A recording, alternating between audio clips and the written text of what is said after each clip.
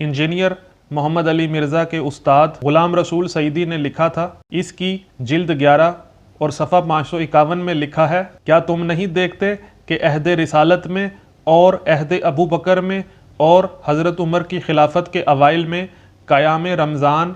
यानी तरावीह इनफरादी तौर पर पढ़ी जाती थी। फिर हज़रत उमर रज़ी अल्लाह अन्हो ने जमात के साथ तरावीह शुरू कराई और अब तक इस पर अमल हो रहा है।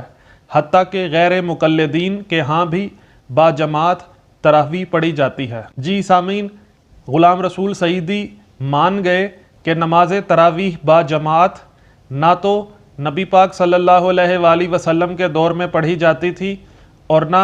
अहद अबू बकर में और ना हज़रत उमर के खिलाफत के दौर अव्वल में, बल्कि लोग इनफरादी तौर पर इंडिविजुअली अलहदा अलहदा नमाज तरावीह पढ़ते थे और